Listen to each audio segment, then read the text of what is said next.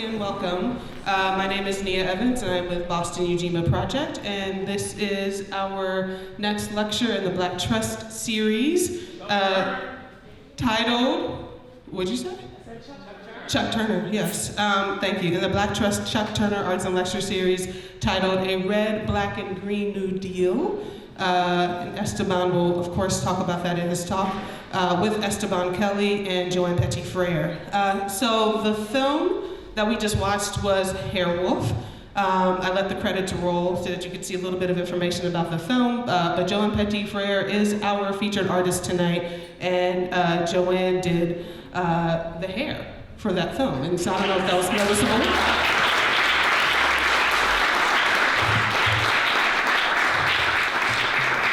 Joanne has also graciously allowed us to see some of her work in progress. So if you haven't had a chance yet, she brought a hair tapestry with her that she's working on, and she's been around the corner doing some finishing touches, sewing as we've been settling in and mingling. And so if you haven't had a chance to check it out yet, it is on display around the corner. And Joanne was working on it earlier. I should slow down? Okay, all right, great. So I want to tell you about Joanne first. Hi, James. I'm gonna bust out the people coming in late.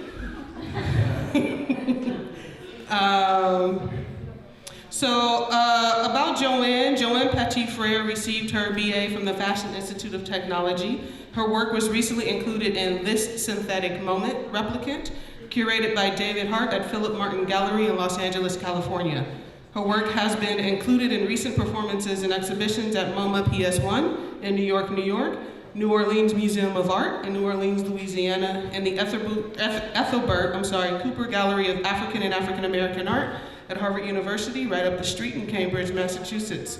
Petit-Frere has created custom hair sculptures for Beyonce, Solange Knowles, Les Nubian, and Janelle Monáe, among others.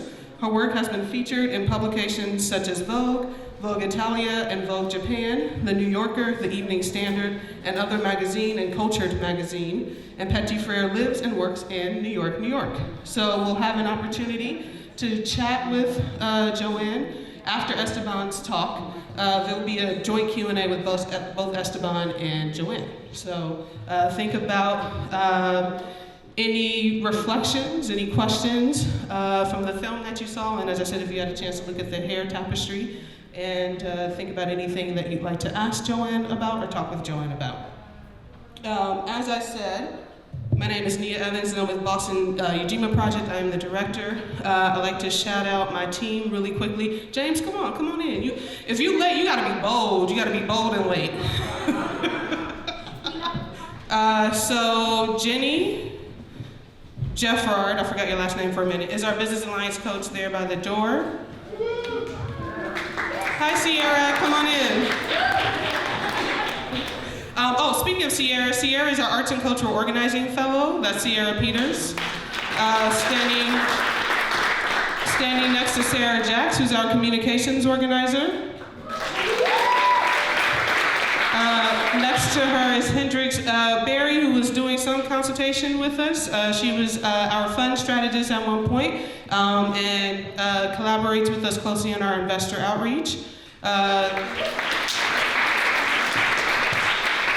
Next to her is Michael Prentice, who was just late. I'll just keep going. Next to him is Pompey, our member organizing manager. And then a little farther to my right, at the edge here is Lucas Turner Owens, our fund manager.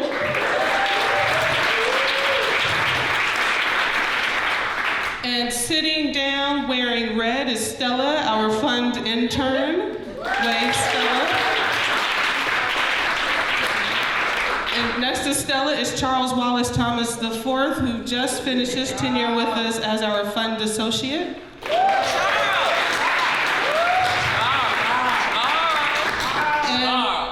And you have a fan club, Charles. We have Stephanie Houghton, who's recording tonight. And just a quick note about that, if you don't want to, we are recording and taking photographs, and so if you do not want to be included in our recording or photographs, you should let Pompey know. You should let one of us know. I just named a bunch of people. You should let one of us know. And then finally, we have Libby Cohn, who is taking photographs tonight.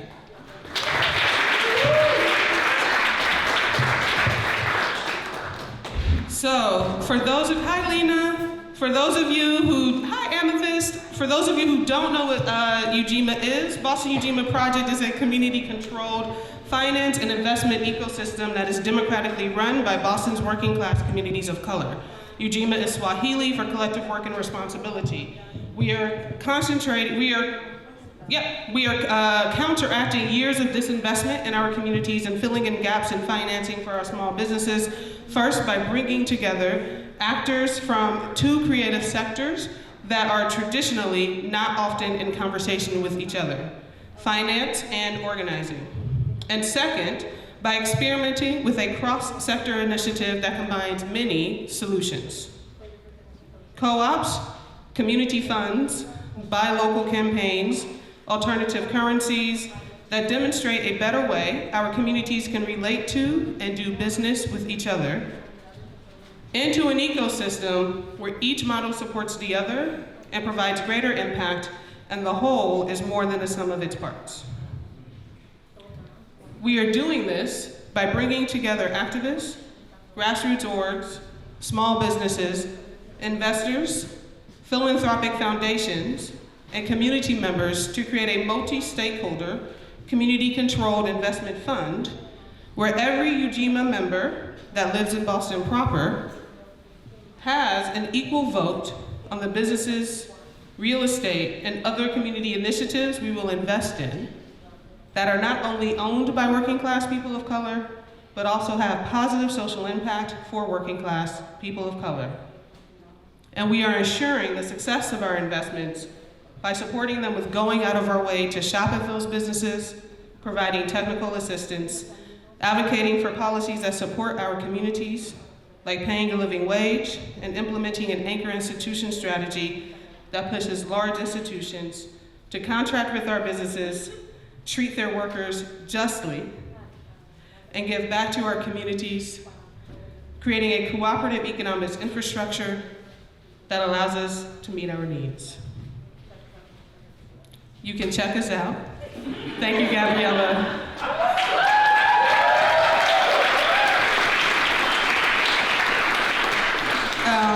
Gabriella is doing our interpretation tonight. Thank you. You can check us out at www.ujimaboston.com, and we also have collateral on the table if you want to find out more information.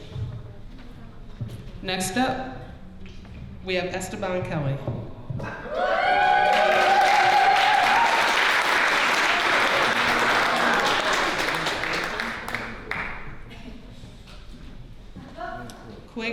Quick bio about Esteban. Esteban Kelly is a visionary leader and compassionate strategist who inspires organizers by drawing on science fiction, social theory, and collective liberation. Uniting close friends and longtime co-organizers, Esteban was inspired to co-create Aorta, culling together his creative energy and organizational skills for expanding food sovereignty, solidarity economy, and cooperative business, gender justice, and queer liberation, and movements for racial justice. Esteban's work is vast. Esteban looks surprised. I just looked at him. In addition to working for Aorta, he is the co-executive director for the U.S. Federation of Worker Co-ops and a co-founder and current board president of the cross-sector Philadelphia Area Cooperative Alliance. This is an old bio. It's old? Okay. Sorry. All right. Should I keep going? Okay. I can stop. All right. Internationally, Esteban has advocated for workplace democracy through the International Cooperative Alliance and the International Worker Co-op Federation. I just didn't bother saying that acronym. CCOBA. And for land reform and other social movements from Canada to Brazil. After many years as a PhD student of Marxist geographers at the CUNY Graduate Center, Esteban has left academia with a master's in anthropology.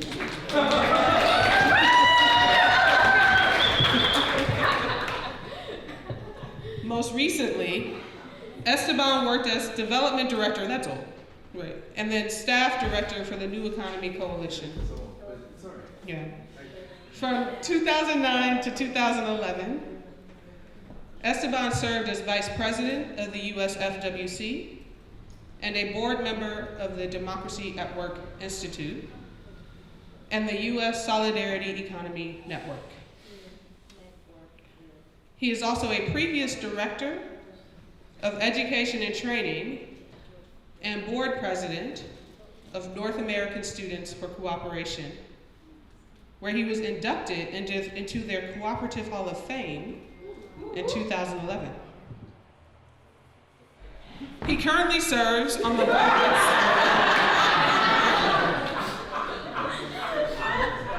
We are almost done with your life, Esteban. He currently serves on the boards of the Cooperative Development Foundation and the National Cooperative Business Association, and is an advisor to the network of artists, activists, trainers, Beautiful Trouble. We're getting near the end of your life, Esteban.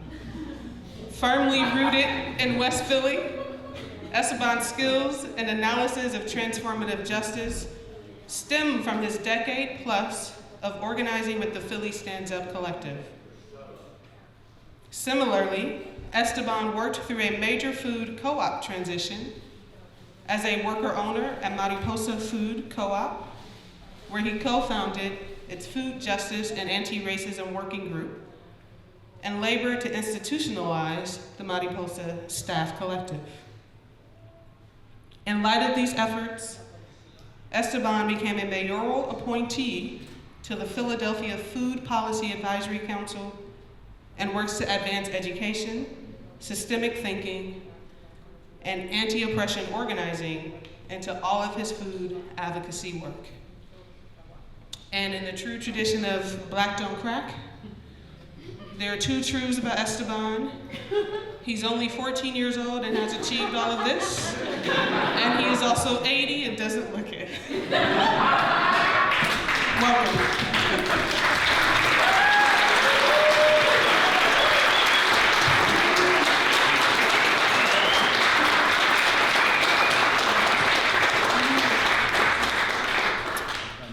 I can drive the slides.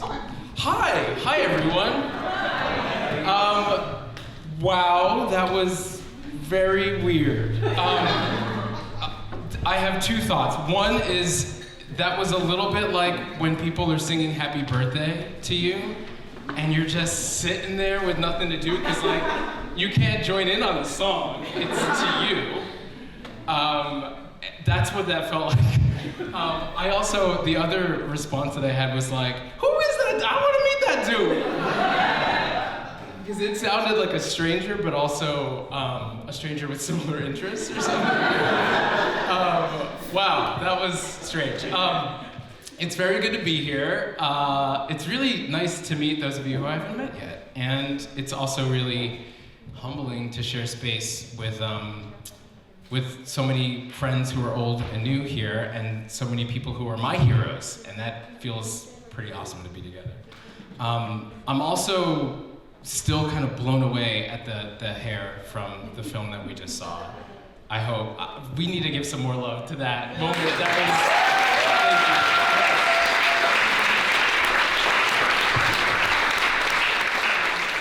you. Also, y'all are beautiful people, so you should give yourself some love too. Right? Okay, so I want to do a couple things. Nia and I battled a little bit. I wanted to just dialogue with you all, and it was like, no, this is a lecture series. I was like, okay, but everyone is really tuned in to the kind of things that I'm interested in, so I want to have a conversation, and I'm fine taking up a lot of space in that conversation, but that's what I wanted. So we compromised with, I'm gonna frame some, like instigation, some provocations or some points of departure, some like touchstones to kind of stimulate a conversation. That's what some of the slides are. There's a lot of pictures and not a lot of words in them.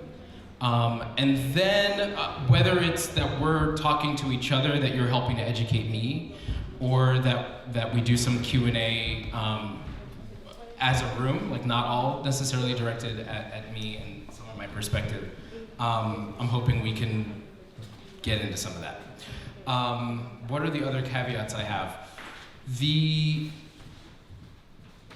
Part of why it's not quite a lecture and not quite a just dialogue is because I wanted to explore this concept of it's an underdeveloped concept. And it's not like I figured it all out and I'm like, I wrote a book and here's my talk. I'm working through it still. So this idea of let me just go right to of a red, black, and green New Deal, to our white friends in the room, red, black, and green. These are the colors of Black liberation. Happy Black History Month. I was at this is gonna sound like so humble braggy. Okay, I was on a panel. I didn't put a slide out, which really would have been the look at me on stage with. I was on a panel with Naomi Klein and a guy named Maurice Mitchell, who is this rad, black, smart thinker who is an old punk friend of mine. We grew up on Long Island together, and he's now the director for the Working Families Party, which is really interesting to see the way that they're starting to claim power and take up space and articulate some of the kind of vision that I think we need when we're thinking about things like not just working families, but how the futures of working families need to be supported and nurtured by the kind of work that we do around solidarity economics and economic justice. So seeing that enter the agenda is really interesting. Anyway, so there was this panel a couple months ago in Philly, and I was on it. Naomi Klein was there, Maurice Mitchell, a lot of Philly organizers who do work around incarceration, reproductive justice, all of the things that we want to either build or abolish, right? And Maurice had a moment where he was like, okay, talking to Naomi about the Green New Deal, we'll get into it. And he was like, I'm starting to think, and it really sounded off the cuff, although I'm wondering if he had been saying this at every town that month. He's like, I'm actually starting to think a Green New Deal, absolutely, but we need more. He's like, I'm starting to think about how we need a red, black, and green New Deal. And I was like, oh, Jesus! I lost my mind. Because my brain started going into kind of a lot of different directions. And that's kind of what brings us here today. Because I'm thinking through and exploring what this means. And in the process, I'm kind of educating myself about the Green New Deal itself, which is both a broad vision, a broad kind of slogan. It can be rhetorical and contain multitudes. And it's also very concrete political projects in local places, embedded in movements, has nothing to do with policy. And it's also some very specific policy, which we'll get into. I'm not gonna say more about that now. So yeah, that's part of it. The other piece, and I'm gonna go back a slide, and I promise I'm not gonna do a lot of back and forth, but I wanted to say a little bit about this image, which was, some of you were there. This was just taken in October, about a week or so before the panel that I just was talking about. And this was at our big conference, the Eastern Conference for Workplace Democracy it was down in Baltimore in October. And we realized that not only was it the 15-year anniversary, we talked about it being our quinceañera for the US Federation of Worker Co-ops, but it was also the 15-year anniversary for Green Worker Co-op in the Bronx, for Red Emma's as a worker co-op that was part of our host committee hosting us down there, another member of the peer network, along with Ujima, PACA in Philly that we talked about in my illustrious biography. And a bunch of other groups who were celebrating either their 40th year, like Union Cab or Shared Capital Cooperative, or their 10th year, like NICNOC, the New York City Network of Worker Cooperatives, okay? And so many other groups. So we invited all of them up to the stage, everyone who was part of a cooperative or a co-op organization that was celebrating one of these big milestone birthdays. And we got up there, and these are birthday cupcakes. I did not eat mine because it was not vegan. But it was a photo op. We were like, all right. And we all celebrated our birthday together. And I think that not only, so there's the joy that comes out and the family and the community that's sort of captured by the picture, but also just the reminder that because mostly I'm gonna be talking about future politics stuff, that we are coming from a foundation of so much that we've built, even though so much of this is just starting to poke through to the mainstream. Like, people are just finding out about this stuff. And maybe some of you in the room are just finding out about some of the work that, like, your homies, who are my heroes, who are in the room right now, who've been doing this work. And so, yeah, even as we're thinking forward, remembering that it's informed by the wisdom, the mistakes, the evaluation, the perspective of all the history. And even if you are fairly new to some of this organizing or this thinking, that you're now connected to that. You now get to benefit from that wisdom. It is not that you are now a novice, it's that together we weave the threads of becoming the new thought leaders, or whatever less disgusting term is. Okay. Are you with me so far? Yeah. Okay. Is anyone like, I didn't think that, I thought I'm in the wrong room. Because we're gonna educate you. Surprise, okay. So some of the things I'm thinking about, and I warned you that this is half-baked, and the other compromise, because it was supposed to be a lecture, I did find one thing that I wanna dredge up from my computer to read. I didn't write it, but I was reminded when I was hearing elements of my introduction around, I was like, oh, we get to do almost everything that is mentioned in my biography. Like, that sometimes there's all this weird stuff that comes up, like science fiction and social justice and international solidarity, and then we only end up talking about, like, technical assistance and loans, and it's like, what does that have to do with? So I think tonight we get to touch on many of those things, and the excerpt that I want to bring is just like the first page of one of my favorite science fiction stories that actually threads together some of this. Okay, I want to say a thing about what you're looking at, especially with the washed out colors, to make sure that we're anchored there, and then I'll talk about some of these guiding questions. So first, out of left field, but how many of you have actually read or watched Harry Potter things, or familiar with that world? Okay, cool, great. So we can talk a little bit about Pottermore. One of my friends in my co-op, Aorta, was at a retreat in a side conversation moment, started schooling us about this, like, deep rabbit hole that she went in about Harry Potter and about the of course nowadays canceled J.K. Rowling. If you're curious as to why, come talk to me about TERFs. And the part of her, like, trope behind the scenes of how she constructed Pottermore, or whatever you call that world, was she leaned on alchemy a lot. Like, she did research on alchemy, and every major character was part of a dramatic triangle where there was a red element, a black element, and a white element. And that is, like, obviously Ron would be red, Hermione's white, Harry Potter's black, so he's not ethnically, you get what I'm saying. Hermione though, anyway. And so I thought that was interesting in thinking about like how alchemy becomes this productive way that we can understand relationships and properties of transmutation. That so much of what Harry Potter is about putting together these different elements. Those could be people, relationships, actual magical properties, and the transformation that happens as part of it.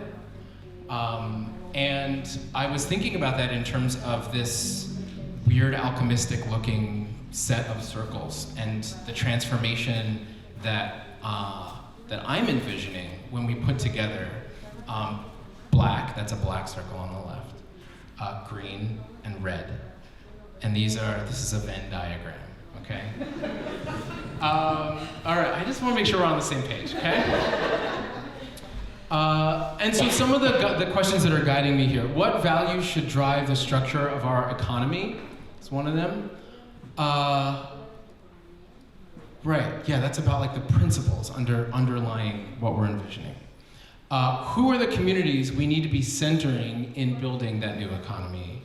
And then what's possible when we think about or use climate change as a force, as a guiding force to think about reorganizing our economy, and sort of the massive transformational potential in terms of infrastructure, in terms of policies, and even the ways outside of formal policy, the ways that we sort of, what is it called? Corporate responsibility, the sort of like norms and cultures of how we just govern our patterns of production, consumption, right? Like, what does it look like to have workplaces that are completely free of sexual harassment and also free of a punitive system of, cops and police and blah, blah, blah, right? That's kind of what I'm thinking when I'm talking about this like sweeping, vast opportunity for reorganizing. All right, so we're starting with black. I like that, that's nice. And almost everything I'm gonna say is awesome, motivating, visionary, positive, or unclear. I do not spend a lot of time harping on negative stuff, mostly because there are probably actually countless wonderful, smart people, and you're all listening to their podcasts and reading their books, and they're your housemates or whatever, who do a really great job telling us in graphs and quantitative detail and qualitative storytelling detail with art and magic about like what a shit show apocalypse we're living in and why, particularly for black and brown people, and then also the climate apocalypse, all of the reasons. So I feel like I don't need to recap, the fact of the racial wealth gap and things like that. What I do want to lift up when we're thinking about black liberation and even centering a politics, even from a theoretical place, but certainly from a politically aspirational place, the project of reparations. We can't do that without at least inviting into our thinking so many of the material negative impacts of just the legacy of chattel slavery and redlining and like all of those things. I remember having my mind blown when someone first explained to me that being black in the United States, it's the only racial category where the longer you've been here, the worse off you are economically. And so, I'm very aware of how true that is, that I come from an immigrant experience. I was both lucky to be born here and also lucky that my black roots in this country are not that deep, and that afforded me the privileges of an extraordinary public education, or being able to go to elite public schools and have a fair amount of mobility and awareness of my conditions in order to root back in and think through how we all get free, right? That always stuck with me, just like the economic momentum of what it looks like to not intervene and not take some sort of decisive and affirmative structural action. And when our very movements that are supposed to be the spaces of political, ideological formation are falling short of even articulating a vision of what our freedom, what our economic freedom really looks like, I get worried. And that's part of why I'm saying that I'm in fellowship with my heroes, because this is one of there are not enough spaces, let me tell you, of people who are thinking about this seriously. And I don't mean that to say like there isn't smart organizing and strategy happening in our movements or in black movements. There is, and 99% of it is oppositional, because look at the shit we're living through, right?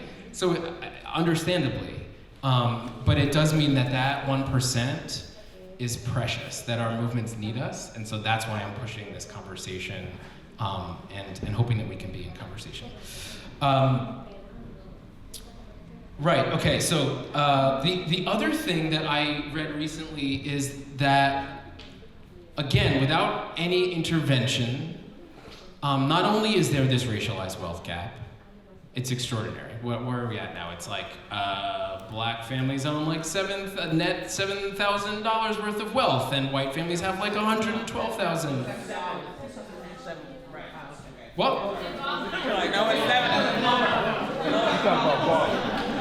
All right, let's do it with one mic so that we can all be on the same page. This is exactly what I wanted. Here we go. Nia, what's the number for Boston? $8. Say again? $8. What does for that mean? black families, average median wealth. What is what does average median wealth mean? That means so median is the number where if you take that number, then there is 50% more than that and 50% of less than that. That's less than that. And so then the average median wealth, which is assets subtract debt is $8 for black families in Boston. And what is it for white families? Esteban's number was national, I think, not a Boston number. But what's the comparison here? For white families, it's $250,000. Boom! Okay, so we got a problem, right? Damn, 200 what? 250,000. Yo, yeah.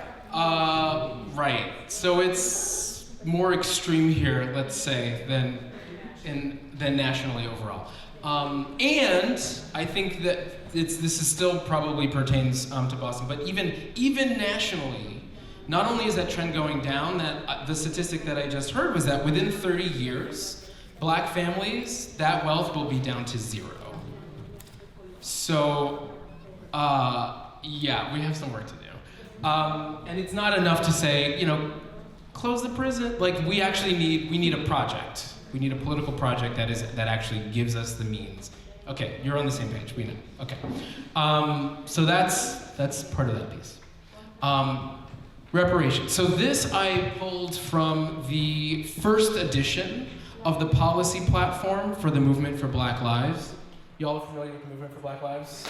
Yes, okay. And this is why I'm saying that we are precious and needed. We got a bunch of us, the black people who are in this work, we got a phone call like a year and a half ago, and we were invited into a meeting of the policy table. So this is like a steering committee kind of group, mostly black lawyers, like movement people, but a lot of them had law degrees and stuff, who were doing a lot of policy work around this toolkit platform thing. And there were gaps. There were gaps around centering the experience of specifically black feminism, and gaps around disability justice, And y'all, the other gap was around economic democracy, the solidarity economy, and cooperatives. So our most talented leaders were so disconnected from the visions and the possibility, like the real, not like what are your dreams kind of possibility, but like what is the policy shit that we actually need? What is possible? What will it take? They don't know what capital gains is. Like it's like real conversations, right? So a bunch of us were invited to join them, to join the policy table. You can just scooch my stuff out of the way, yeah. And help, you're good, you were good. And help to kind of zhuzh the policy platform to a 2.0. I think that the next version is about to be released in March or so.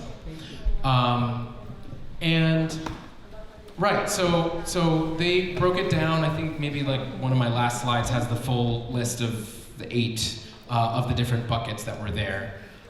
They may get reorganized, but I wanted to lift this one up around, if we're looking at what is the black circle, it needs to somehow address the harm in a way that is actually fixing some shit. And we're not talking about a neoliberal project of, I don't know, if you ask Barack Obama, if he could wave a wand and do reparations, he would just send everybody a check. He would do the Andrew Yang version.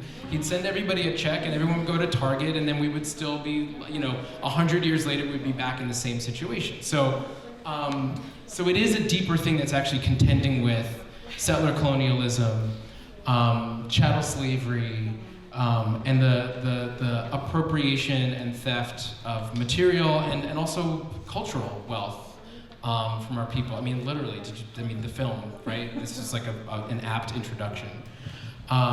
Okay, so that's part of it. Repairing harm must be done. That in and of itself is its own, right? This is its own cohesive circle.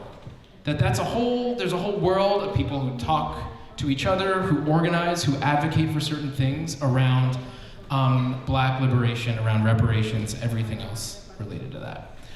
Okay, we're on to the next color. This one is red. It says, I'm still on my own journey around access and disability justice. So I'm learning the importance of things like using the mic, reading the things on the slide. It says, every morning I wake up on the wrong side of capitalism. And I think that sense is part of the fuel behind this moment of a sort of materialist economic analysis or awareness that something is up, more people are interested. I mean, yeah, Uncle Bernie is spreading the gospel to the masses, and some of that is gospel and some of that is just being hey y'all, I see you. I see what's happening. It's actually pretty easy to unite people because we're all being fucked over and we're not in the room for the conversations about how we change it because all the corporations are. And so it's where did this guy come from? Where did the support come from? How in the world would black people be supporting this old white man? It's not about the fact that he's an old white man, it's about the fact that he is steeped in history, understands the conditions of people, and I'm not stumping for Bernie. Sorry, I don't know where this is. Wow. Give a guy a microphone for 10 minutes, and next thing you know. Okay, so this is the part where I want to read a piece. Let me see if I can Jenga my way without destroying my technology. Okay, I want to read an excerpt. What? I don't need any of that. Do you want to just... Yeah, the blue book can come back. Just the one on top. Thank you. Yes. Beautiful. Okay. So, has anyone read books by Ursula K. Le Guin? Yeah. So, she's awesome. Fun things about her. Her dad was an anthropologist. I think we need anthropology to get free. Anthropology is the science of understanding the human condition, including historically, in deep time historically, biologically, linguistically, what's innate about people, but also what's going on with people who are grappling with their lives in late capitalism, who are grappling with the alienation of whatever, everything we're dealing with. So it's looking at that in like across culture and context and everything, time.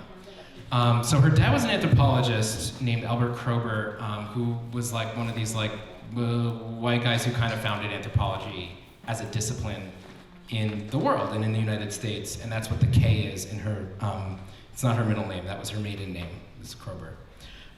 And it informs a lot of the ways that she thinks about, get right up in here with me, you don't need to, a lot of the ways in which she thinks about the worlds that she builds, they're all stories of encounter. They're all stories of the anthropologist arriving and being like, who are these other people? And so this excerpt is about, this is from a book called The Dispossessed. Has anyone read it? I picked it up after the 2016 election and started rereading it. I hadn't read it since I was literally a teenager. I think I was like 19 the last time I'd read it, and it struck me so differently. In particular, this first passage, which I'm going to read. Do I give you the context before or after? What do you think? After. Okay. All right. Yeah, so it's even heavier without context. I'm sorry I didn't put this on the slide. I thought about it after. Okay. ¿Listos? All right. There was a wall. Seriously, the book starts that way. There was a wall. It did not look important. It was built of uncut rocks, roughly mortared. An adult could look right over it, and even a child could climb it. Where it crossed the roadway, instead of having a gate, it degenerated into mere geometry, a line, an idea of boundary. But the idea was real. It was important. For 7 generations, there had been nothing in the world more important than that wall. Like all walls, it was ambiguous, two-faced. What was inside and what was outside it depended upon which side of it you were on. You ready for the next slide? Yeah, we got there. All right. Looked at from one side, the wall enclosed a barren 60-acre field called the Port of Anares. On the field, there were a couple of large gantry cranes, a rocket pad, 3 warehouses, a truck garage, and a dormitory. The dormitory looked durable, grimy, and mournful. It had no gardens, no children. Plainly, nobody lived there or was even meant to stay there long. It was, in fact, a quarantine. The wall shut in not only the landing field, but also the ships that came down out of space, and the men that came on the ships, and the worlds they came from, and the rest of the universe. It enclosed the universe, leaving Anares outside, free. Looked at from the other side, the wall enclosed Anares. The whole planet was inside it, a great prison camp, cut off from other worlds and other men in quarantine. Holy shit, right? Yeah. Context. It's the dialectics. All my favorite science fiction is using planetary or like solar system-y bodies to do dialectics in a way that's like seems really obvious if you like read Gramsci and Marx and stuff, but when you're like a sci-fi nerd, it's like, oh, this is really cool. Like Mars and Earth are battling it out, and Mars wants to go socialist, and Earth is like trying to do the capitalist thing. But like using geopolitics in a really interesting way. And so yeah, in this book there's a like planet, which at the time that she wrote this, I mean, it was like Cold War was happening. So the planet is basically divided into the Soviet side and the capitalist Western NATO-y side. And then there's a moon.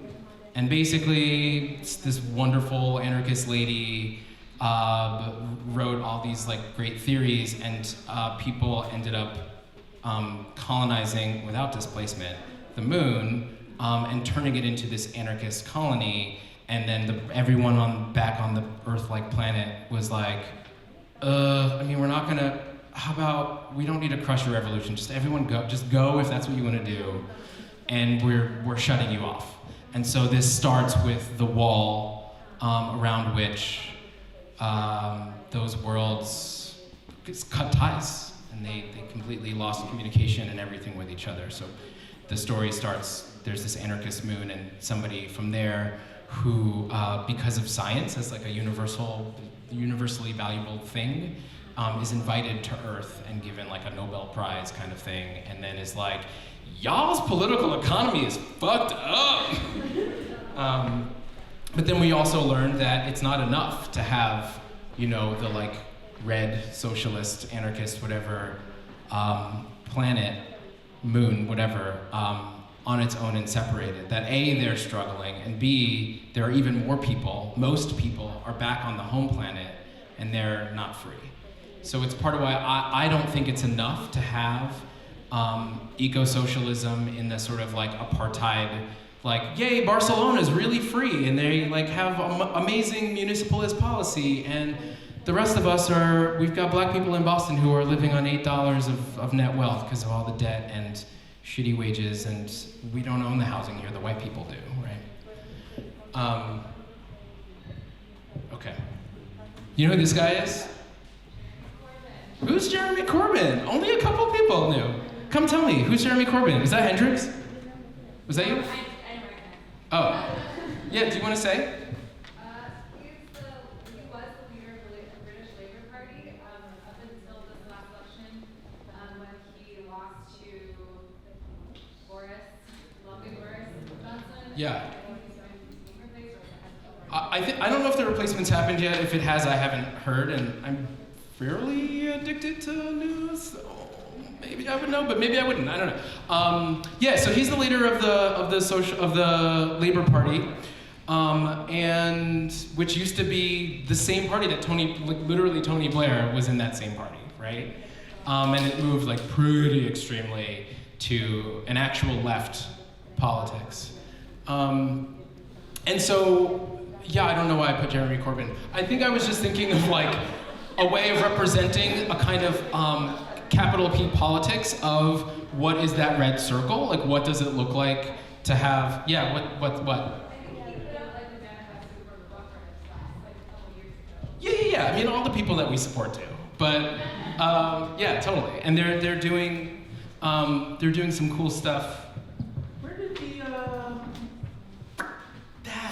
that's actually what I need. Yes. Thank you. Yes. Amazing. Okay. Yeah, so some of the kind of ideas that we're talking about with economic democracy, totally related in fact, are starting to gain purchase in a mainstream, or at least with people who have access to a mainstream, right? So you have people like Jeremy Corbyn who are talking about like, here's actually how we're gonna rebuild the economic infrastructure in our country, and a big part of it is like we're fixing up infrastructure and buildings with worker co-ops, and starting to map or center or have a politics around ownership, not just around let's win, let's get in office, let's give people a freedom dividend or whatever crap. Like there's actual ownership, and that is an initial input toward freedom, toward self-determination. Another Kwanzaa principle, right? Okay. Okay, so infrastructure. Today's Thursday. Some of you are on Instagram. Last Friday, I got to talk to AOC. It was so cool. Yeah, so the squad, including your squad member, Ilhan Omar, who is from the district where the Worker Co-op Federation was founded. Our conference was in the Twin Cities in her district. And in fact, her predecessor was the first federally elected person to reach out to us, not just to co-ops generally, but to reach out to us and say, hey, I'm in office, I'm in power, worker co-ops are a thing, they seem pretty useful. What do you guys need? Like, what would a piece of legislation look like that was called something like a Worker Cooperative Development Act? And we were all like, oh gee, I don't know. We've literally never actually done that. Like, we're just so used to asking for tiny incremental things that we hadn't gone through that exercise. So it was amazing, because it like kicked us in the butt. This is what, like 2.5 years ago? And we were like, oh boy, let's get on a bunch of conference calls and talk to our people. Interestingly, this is like right around the same time that the movement for Black Lives was going through their deliberative process. Like, what does it look like? We've done a mobilization, we've been in the streets, we have some attention. What does it look like to articulate a platform of what we actually think will get us free? So they started doing that. Ilhan Omar is sort of like taking up the mantle of representing the folks in the Twin Cities.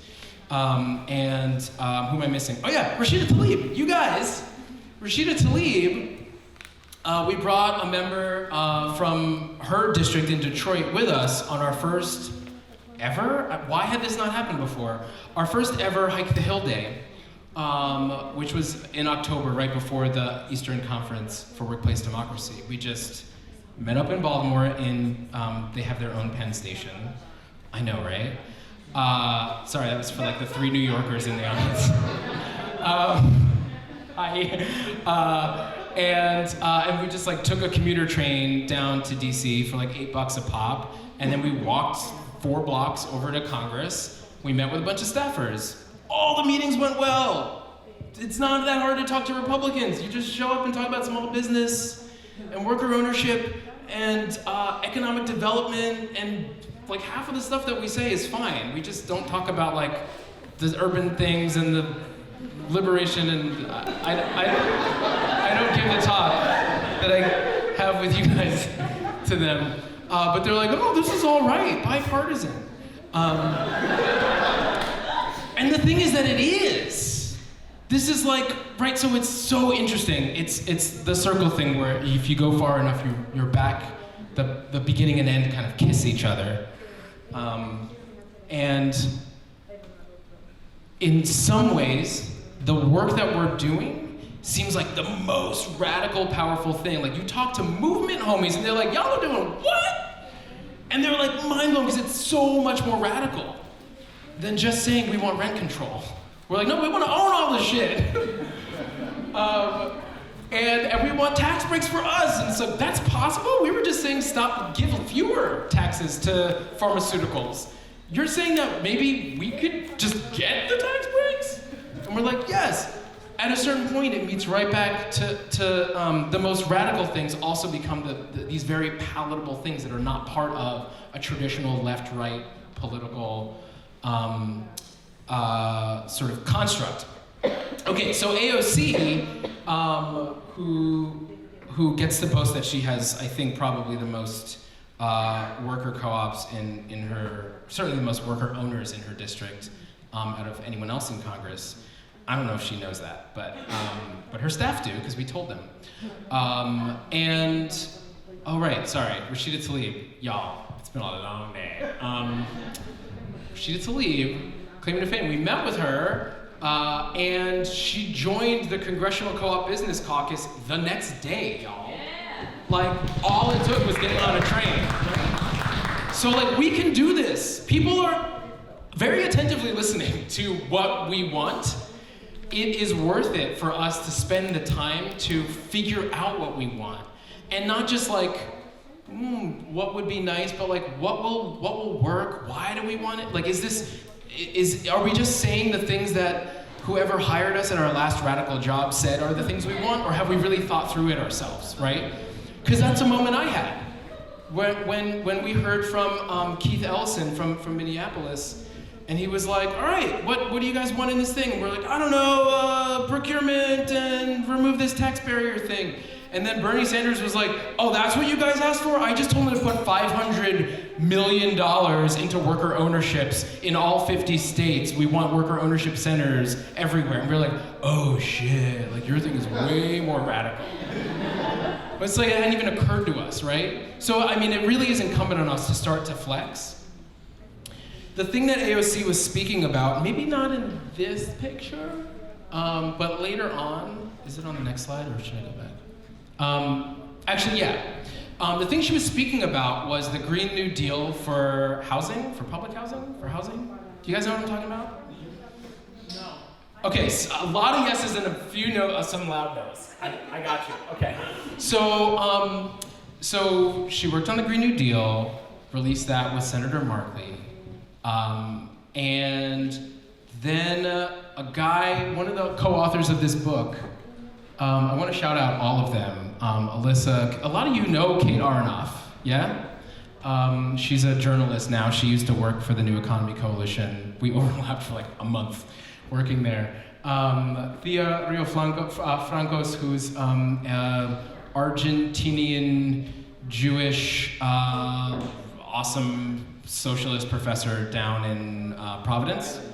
And formerly my neighbor, like she lived around the corner, like half a block away from me in West Philly. We spend New Year's Eve together because she misses Philly. And then one of my really close friends, Daniel Aldana Cohen, who's Guatemalan and Jewish, grew up in Toronto, lives in Philly now because, sorry, we're just snatching all of the smart people. So they wrote this book, and when the Green New Deal initially was released, I think rightfully, a bunch of movement folk were like, there are some gaps here. One of them was housing. Daniel's work, we're tied in a lot of ways. We met in grad school, but he ended up, he was trying to study Bolivia, and I was like, nah, go to Brazil. And he ended up going to Brazil. And he looks at the connections between labor, housing organizing, and climate change. And his whole thing is like, there is no conversation, mostly because the climate movement was too many white people for too damn long, no conversation about housing, like none. The Green New Deal is released, there was nothing about housing. And he's like, cool, so according to my research, we're gonna need 10 million units of housing for displaced people. 3 million folks just from Florida alone who are gonna be displaced, like soon, like in the next, I don't know, 20 years. We need to start building now. We need 10 million units per decade for the next at least 3 decades in a row of affordable, sustainable, what's the other thing? Energy efficient, like the thing where you're not leaking all the heat out the windows, that one. Public housing, or affordable housing, or low income housing. So that's a lot of the work that he's done. It's a great book. They just did a book talk, I think here, like last weekend or something. Check it out. So he then had this big call out piece, got in touch with AOC's people, and just started schooling them. They were like, okay, yeah, we'll work on it. We have no idea what we're doing. And he's like, okay, let me, how about I just write it for you? And they were like, oh, thank God. So he literally like wrote the legislation and included, because we hang out, he included all this shit about worker co-ops. There's like a ton of stuff about worker co-ops. Most of our people don't know that. I don't know how much AOC knows that. I mean, she knows a little bit, but I don't know how deep she understands how worker co-ops work. So part of the thinking is, okay, we've got this opportunity of this like massive visionary scalar infrastructure change thing.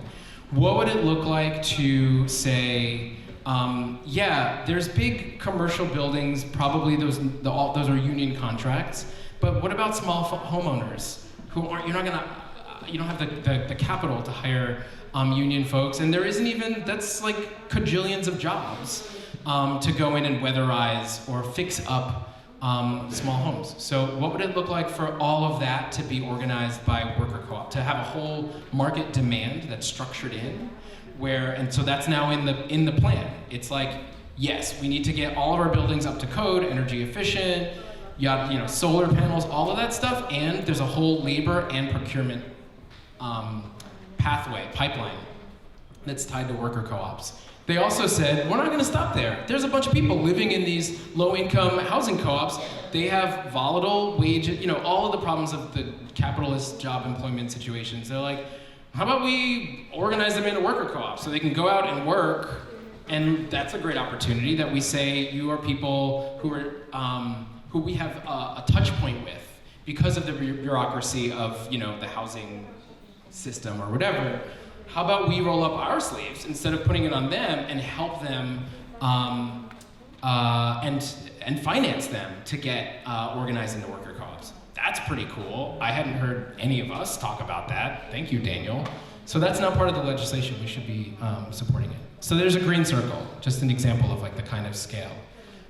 He was partly inspired by, he went over to, after Brazil and other places, he went to Vienna, where the Democratic Socialists there, I think the way that he said this was that they've never lost power. It wasn't like, you're out this cycle, whatever. So they were able to hold on to power in Vienna, Austria, for the last 100 years during every free election. Obviously, when the Nazis marched in, that wasn't a free election. They didn't win those ones.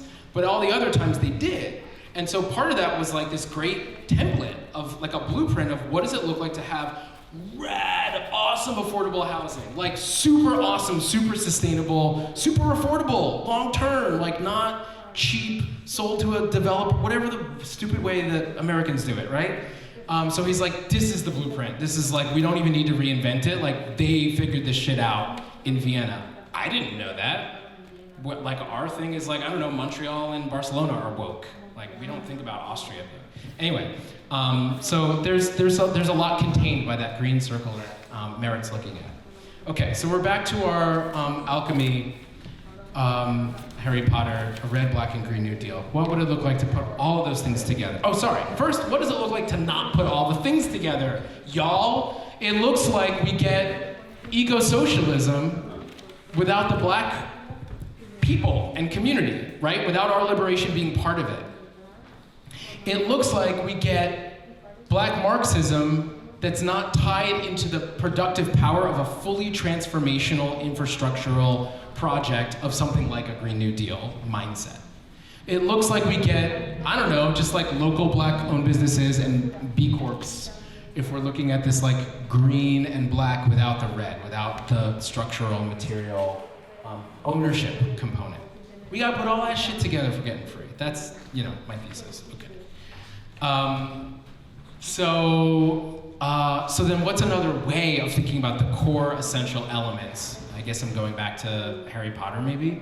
Like, we got ownership down here with the red, we got black joy, black love in the black, we've got this infrastructure piece. And then some of the overlap, like what are some strategies if we're not fully able to lead right into the center? What are some strategies if people are like, yeah, I'm not actually in the black community, I'm not trying to take up space, so I'm gonna, you know, be in solidarity, but I got some organizing to do over here. Great, there's probably a bunch of policy stuff you could do around ownership and infrastructure. That's what Daniel Cohen did, and it's pretty great.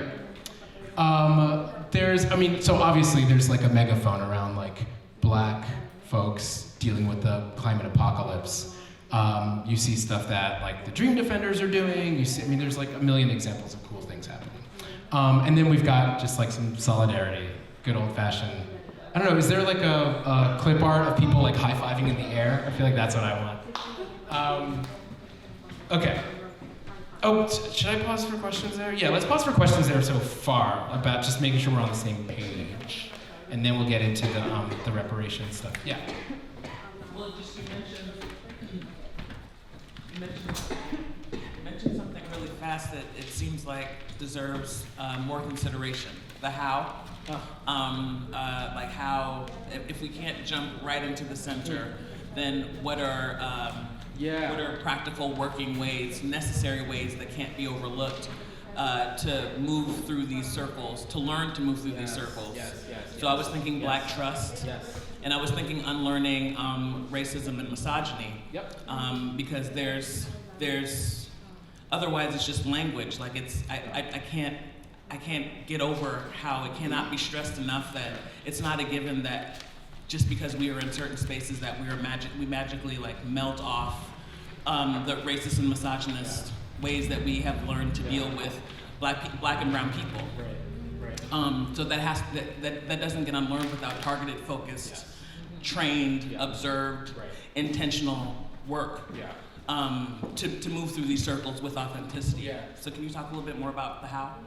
Yeah, so that's really helpful, and that's already making me think about, this is a really stagnant kind of topos map situation, and it's already making me start to think more about dialectics and movement and ways that there are arrows that are feeding into this. So it's like you need to practice, we need experts in each of these fucking corners. It's presumptuous to be like, I got this, because at a theoretical level I understand the value of it. Like, that's not enough. It's been very important. That first picture I showed you of everyone with the 40-year anniversaries and the 15-year anniversary, it's been very important that we've figured out so much of how worker ownership works, about how cooperative solutions and economic democracy work, because then we can get a call from AOC or whoever, and we're like, oh no, that's not the way you want to do it. You want to do it this way. Like, that procurement policy thing doesn't make any sense. We don't have enough businesses. You can write us into the law, and who cares? Or we already qualify. We're mostly women and minority-owned businesses. That's not the thing that's in the way. The things are like these much bigger issues around, taxation and loan guarantees and things that Maggie could tell you about from the Cooperative Fund of New England. Or there are things about anti-Black racism within our movements. There are things about conflict resolution. There are things around how there aren't enough pieces of our movement that have learned the lessons of women of color feminism and what it looks like, to your point about Black trust. Like, that needs to be a component of it. And it's so amazing that we have decades now. Barbara Ransby was at the thing, right? She coined the term identity politics. She was at the thing with the squad a week ago. I was just like in the room with all these badass people. It was amazing. So we have those lessons to grow. I think part of that is also a compass. It's like, where are we going back to? This is why I'm seeing movement. That was not part of my initial schematic situation. I'm 100% gonna eat it on this thing, I'm telling you. That it's also about, it's not fetishizing the center, right? But that's about vision and having a compass sense of like, what are we oriented toward? What's the ultimate project? But knowing where to root down, like knowing who the experts are. I'm not an expert on like Green New Deal infrastructure stuff. Like, I'm still learning about like energy grids, and like, there's a great piece, I'm gonna give it to you for the reading. Yeah, there's a great piece that talks about basically like socialism and the Green New Deal. It's just a short PDF that was put together by the Labor Network for Sustainability. And I was like reading through it and I was like, most of my people haven't read this or thought this through. Thank you. So I think that that's part of it, is having places of expertise, in other words, and leadership. Then the place where only two overlap is a place of experimentation, of figuring things out, of trying things, of building relationships and learning from one another. And then I think only when we've got that down will we have a better sense of how to really do that. It's not like we're holding off on it, but I think it needs to be iterative, right? So that's part of it. Okay, I'm gonna share my last little chunk. Actually, and I'm not even gonna go deep on it because I already did a lot of this. So speaking of the policy demands, I wanted to invite those into this space as well, just to color how some of this is already starting to weave together the things at the middle of this circle, Venn diagram situation, right?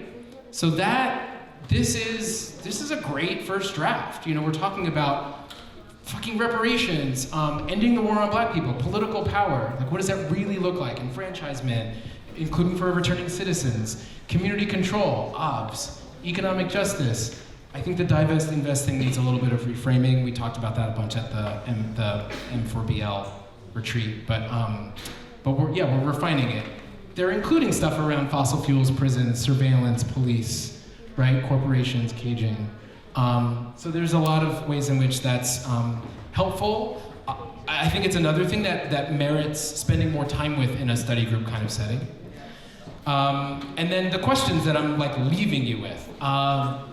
How does the movement move closer to co-ops and economic democracy? We're not a movement. We're a like network community. We're wonderful, but that's not what a movement is, right? There is a movement. There's for sure a movement.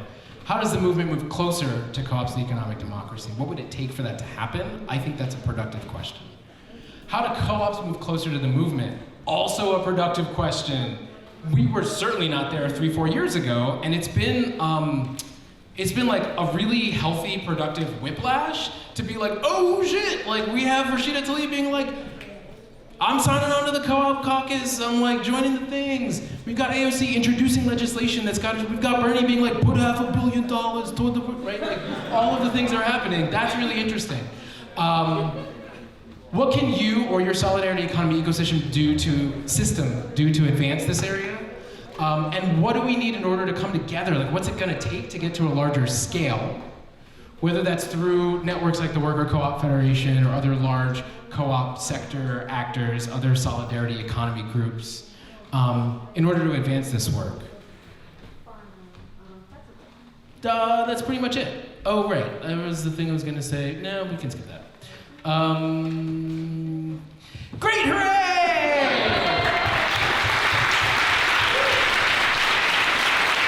Hello, y'all. So,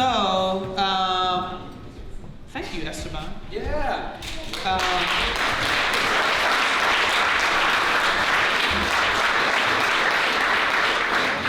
Definitely not enough time.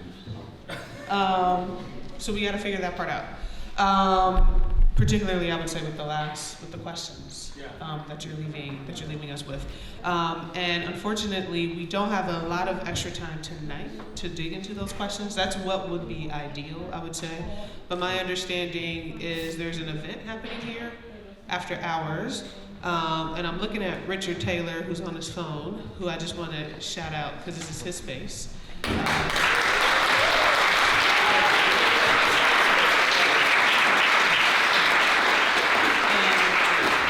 Just really quickly, Richard Taylor is a local developer, recently purchased this space, has some plans for it that I think will be unveiled soon. So thank you for the space. It's great that you're here tonight. So I think the way we'll do this is if you have a question, we have one mic, we have the video that's stationary, we want to try to capture people. If you could just come up here and ask your question, and if Joanne, you can hang out with Esteban up here as well, just so that people can see you. I think that's the way we want to do it. And let's go for 3 questions, just to be respectful of time and space. Okay, so what we'll do is we'll hear them all at once. So I'm just gonna kind of just go for the first 3 hands that pop up and ask you to come up here. We got Michael, we got Tim, there's one more. We got Detroit. All right, so do the 3 of y'all really quickly just wanna say your question, and I wanna make sure it's a question. Okay? It's not a statement. This is not your time to shine. It's a question, okay? So Michael, what's your question? Tim, what's your question? Detroit, what's your question? We'll get it all at once, and then they'll answer. Okay. I want you to do it in the mic, though, so people can hear you. So just for a point of clarification, you were talking about your experience being from here, being born here, but not necessarily from here, and you have a different perspective, not being here that long, but being here long enough. So I wanted to get some more elaboration in terms of what that's like, or what you were talking about. Excellent. Pass it to Tim. Tim, what's your question? Come up here so we can see. My question to you, Esteban, is what happens when cooperatives don't work for marginalized people? So like MLK said, I ran you into a burning house, integration, and we lost our best. So you're running, we're doing this Green New Deal campaign about cooperatives being the way over from poverty to wealth. But what about if that does not work based on, like you said, the anti-discrepancy within our movement, this movement? That's my question. That's the question, is when it doesn't work. Got it. Pass it to Detroit. Go ahead. What's the structure of creating lobbyists for ourselves as a people? Because once you define yourself, you also define what you get out of different words. So what is the position of creating lobbyists who lobby for us, our best interests? All right, excellent. And then I'll just throw one for Joanne, and I already told Joanne I would do this to her, but Esteban and Joanne are putting together reading lists for our Black Trust syllabus. And so Joanne, if you could just also give some thoughts about sources you want to hit people to before we leave tonight. All right? All right. knock it out. Not now. Actually was going to direct everyone to my Instagram so I could share a proper list. Yeah. It's just my name, Joanne Petit Frere, Joanne Petit.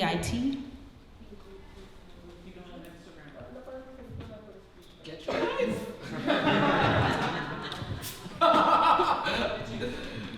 FRERE was the remaining of that. But if you don't have Instagram and you're on Facebook, you can do that as well. I think you can also go to Instagram to somebody's page without having an account. Yeah, true. And we'll get it from you, and we'll put it out. Share it out. Okay, cool. Thanks, Joanne. Okay, I mean, great questions. The first, I'm gonna do them the first, the third, then the second. The first question, yeah, it's weird. We should talk about it sometime. What it's like being like insider, outsider. I think that's why I ended up in an anthropology program at the age of like 25 or something. I think it's why I ended up as a facilitator, because I just like noticed things that a lot of people aren't clicking into until later. I noticed gender dynamics when I was 4. I noticed racial dynamics when I was 3. I was tuned into a lot of different vibes and things, and it means that both being a sort of American and having and being, you know, an outsider, being a stranger, having an immigrant background, being othered and seeing it as other, even when people presume that I'm African American. I'm not. I'm West Indian. It means I have a capacity to do a lot of interpretation, cultural interpretation, and also to hold up a mirror and not just show what's happening, but explain it, because I both experience it as strange and other, and I understand it natively and intimately in order to convey it to other people, if that makes sense. The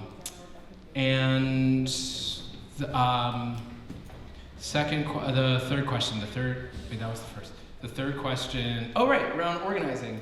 Yeah, so here's this other thing. So many social movements are, we have practiced, this is like a deeper thing for another time, but we have practiced, we've been completely acculturated into nonprofit thinking. Like, it's deeper than it's deeper than just like the revolution will not be funded, it's like deep, right? So you talk to people, they're like, wait, is there other, we're a nonprofit, but we're not a 501c3. Most people don't know what that means. They're like, what other kind of nonprofit is there? So we're organized as a trade association. Even when you talk to political organizing people, many of them understand what a C4 is, like a PAC or a labor organization. But a C6, it's this incredibly powerful tool, and there's like 3 of them that I know about, and we're one of them. We're a trade association, right? So it's like a bunch of businesses coming together, and so we're not seen as workers. We go to the Hill, and we're seen as a business association. That's technically what we are. We just happen to also be the owners, and so we're like if labor had already seized the means of production, and so we're incredibly powerful. So I think that's something that that's what I mean. Like that's a strategy that our movements don't know about. And we need to educate them. It's really powerful. You can write your dues off from your business taxes. That's pretty powerful. And so, yeah, so we organize through, we have a policy and advocacy council. We work with a lot of advisors to do that work and to shape our legislative agenda. You can plug into that work through our website at usworker.coop to see what that work looks like. And then to the second question, when it's not working. I think that's what I mean by experimentation and making sure that we are testing this stuff out. Because I'm not trying to go on cable news and be like, everyone start a worker co-op. Like, we're still figuring shit out. Like, and it's not any different than all the other ways in which people are coming together. It turns out that people have not ever figured out how to be together harmoniously in a multiracial society. Like, we're still figuring that out. Turns out that what looks like it's a mess is actually just like the growing pains that we're just further along than other people have been. I mean, unions have done this, right? Like, unions have organized in a multiracial way. I don't know how deep that stuff was, some of that solidarity. So it's deeper to get into like LGBTQI allyship and fellowship. It's deeper to be centered, not just like we're bringing feminists in out, but like we're centering women of color.